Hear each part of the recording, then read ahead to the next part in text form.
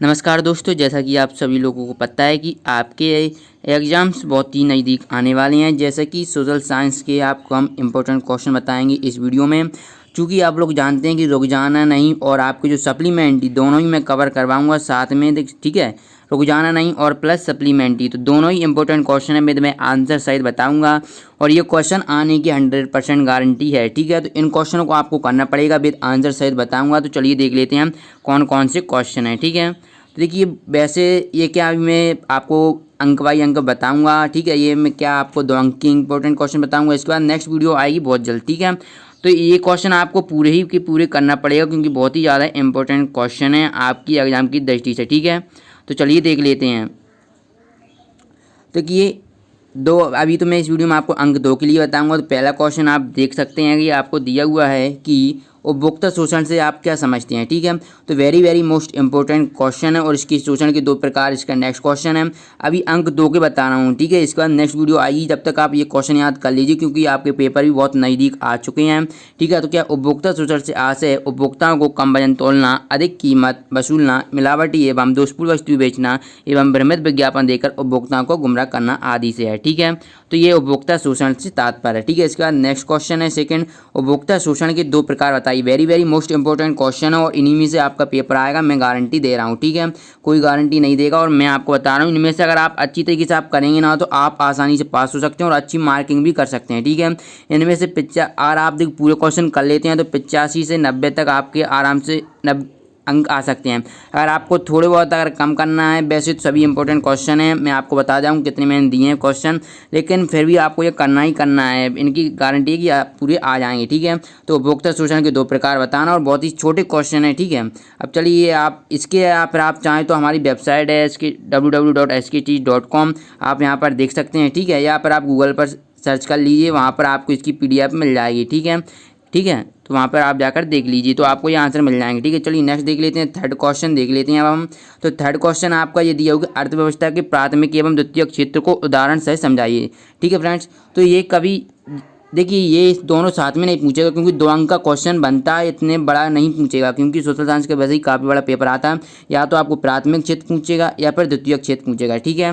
और पहले आप पूछे उदाहरण से, पहले ये पूछ लेगा कि प्राथमिक क्षेत्र को समझाइए उदाहरण से, ठीक है। तो आपको ये ओनली ये लिखना है, लेकिन यहाँ तो दोनों ही करना पड़ेगा क्योंकि दोनों ही इंपॉर्टेंट क्वेश्चन है और बहुत बार पूछे गए हैं और 2018 में ये क्वेश्चन आया था, ठीक है। मैं सभी आपको इंपॉर्टेंट क्वेश्चन ही बताऊंगा, बिल्कुल बेसिक क्वेश्चन एक भी नहीं बताऊंगा, ठीक है। और मोस्ट इंपॉर्टेंट क्वेश्चन है, राष्ट्रीय आय की गणना किस अवधि में की जाती है, ठीक है। ये तो आपको करना ही करना है, ठीक है। बहुत ही ज़्यादा महत्वपूर्ण क्वेश्चन है, सभी महत्वपूर्ण क्वेश्चन है। अगर आप एक बार इनको पढ़ गए, वैसे भी छोटे क्वेश्चन है, आप आसानी से याद कर सकते हैं, ठीक है। नेक्स्ट वीडियो में आपको अंक 3 के आएंगे, वो भी सॉल्यूशन साइड, ठीक है। इसके बाद नेक्स्ट देख लेते हैं, इंडिया विजन 2020 क्या है। जैसा कि अब 2020 चल रहा है तो हो सकता है कि आपको जो रुक जाना नहीं में ये मिल सकता है, इसलिए मैंने ये आपको दे दिया है क्योंकि ये सोशल साइंस हमेशा जो वर्तमान युग में चलता है उसी पर डिपेंडेबल क्वेश्चन आते हैं, ठीक है। ये आप समझ लेना, ठीक है। क्या इंडिया विजन 2020 आने वाले 2 दशकों में अर्थव्यवस्था की प्रगति का पूर्व आकलन, ठीक है, पूर्व आकलन करने वाला महत्वपूर्ण दस्तावेज है, ठीक है। इंडिया विजन 2020 योजना आयोग ने क्या 23 जनवरी 2003 को जारी किया था। 2003 को, ये अभी जो आपने पेपर दिया था, ये ऑब्जेक्टिव में भी पूछा गया था कि इंडिया विजन 2020 कब जारी किया गया था। यानी कि अगर आपको 2 अंक में नहीं पूछा जाए तो 1 अंक में तो आ ही जाता है, ठीक है। इस प्रकार आपको इसका आंसर लिखना है, बहुत ही सिंपल आंसर है, ठीक है। और आप इसकी स्क्रीनशॉट भी ले सकते हैं, मैं इसलिए आपको आंसर भी प्रोवाइड करा रहा हूँ, ठीक है।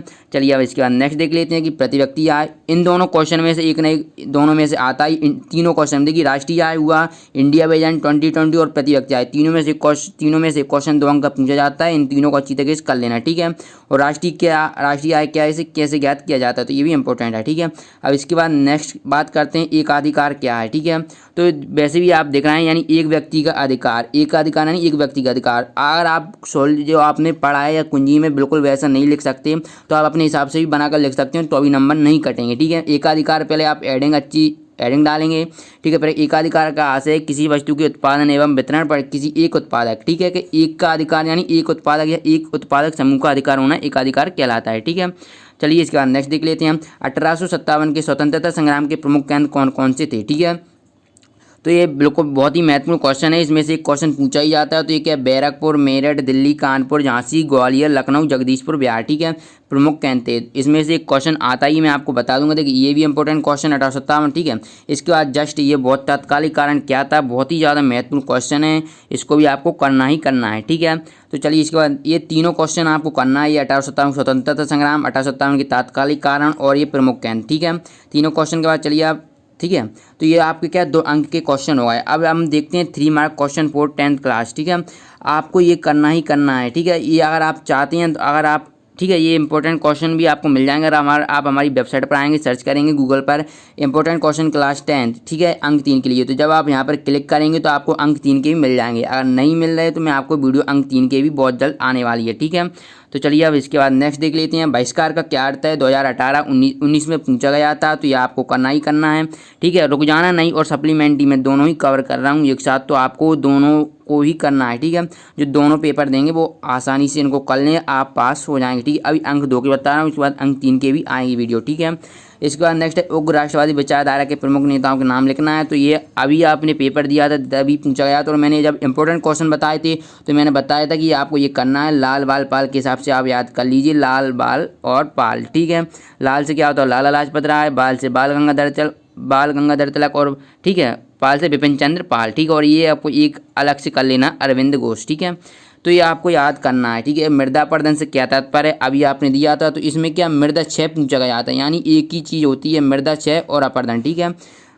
चलिए इसके बाद नेक्स्ट क्वेश्चन देख लेते हैं। बहुत ही सिंपल क्वेश्चन है, बस आपको अच्छी तरीके से याद करना है। इसके बाद मृदा संरक्षण से आप क्या समझते हैं, ठीक है, ठीक है। चलिए नेक्स्ट क्वेश्चन देख लेते हैं। आंसर आपको दिख रहा है, अगर नहीं तो आप गूगल पर सर्च कर लीजिए इसकी चीज़, तो वहाँ पे आपको मिल जाएंगे, या फिर आप इसके स्क्रीनशॉट भी ले सकते हैं, ठीक है। भौमजल पानी की क्या स्रोत हैं, तो ये 2017 में पूछा गया था, इंपॉर्टेंट क्वेश्चन है, ठीक है। चलिए इसके बाद नेक्स्ट देख लेते हैं। भारत में पाई जाने वाली मिट्टियाँ कौन कौन सी हैं, तो ये कितनी 6 प्रकार की पाई जाती हैं, इनको अच्छी तरीके से याद कर लीजिए। क्या, जलोढ़ मिट्टी, काली जिसे हम रेगन मिट्टी भी कहते हैं, लाल मिट्टी, लेटराइट मिट्टी, मरुस्थलीय मिट्टी और पर्वतीय मिट्टी। चलिए इसके बाद नेक्स्ट क्वेश्चन है आपका, गुलाबी क्रांति क्या है, तो गुलाबी क्रांति बहुत ही इंपॉर्टेंट क्वेश्चन है, तो 2018 में पूछा गया था, ठीक है, 2018 में ये आया था। इसके बाद नेक्स्ट क्वेश्चन है, अधोसंरचना किसे कहते हैं, इसके प्रकार लिखना है, ठीक है। ये हमेशा क्या, अधोसंरचना दोनों साथ में नहीं पूछा जाएगा, क्योंकि अधोसंरचना 2 प्रकार की होती हैं, ठीक है, आर्थिक और सामाजिक। या तो आपको आर्थिक अधोसंरचना पूछेगा या सामाजिक, दोनों साथ में नहीं पूछेगा, लेकिन आपको याद दोनों ही करना है, क्योंकि कभी आर्थिक अधोसंरचना भी पूछ सकता है और सामाजिक अधोसंरचना भी, ठीक है। तो दोनों ही आपको याद करना है, जो भी आपको पूछे आप अंक 2 के लिए आसानी से लिख सकते हैं, ठीक है। चलिए इसके बाद नेक्स्ट क्वेश्चन देख लेते हैं। बेरोजगारी से क्या आशय है, ठीक है। तो आपको बताना है जो बेरोजगारी है उससे क्या आशय है। देखिए बहुत ही महत्वपूर्ण क्वेश्चन बता रहा हूँ मैं आपको, इनको तो आपको किसी न किसी हालत में करना ही है, और अंक 2 के अधिकतर आपके क्वेश्चन क्लियर हो जाएंगे, ठीक है, इन्हीं में से आएगा, ठीक है। तो इनको आपको करना ही करना है। नेक्स्ट आपको वीडियो अंक 3 के लिए आएगी, तो आप इंतजार करें, ठीक है।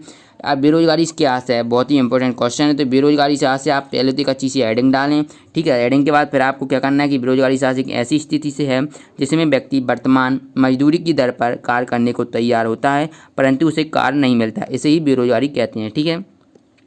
चलिए इसके बाद नेक्स्ट देख लेते हैं कि जॉब कार्ड संबंधी शिकायत का समाधान कौन करता है, ठीक है। तो ये आप सभी लोग जानते हैं, ग्राम पंचायत का सरपंच करता है, ठीक है। जो ग्राम पंचायत का सरपंच होता है और सरपंच, ठीक है, और इसका कार्यकाल कब तक का होता है ये भी आप जानते होंगे, तो यहाँ पर ये 4 बनेगा, ठीक है। और इसका कार्यकाल हमेशा पूछा जाता है, तो ये 5 वर्ष का होता है, ठीक है।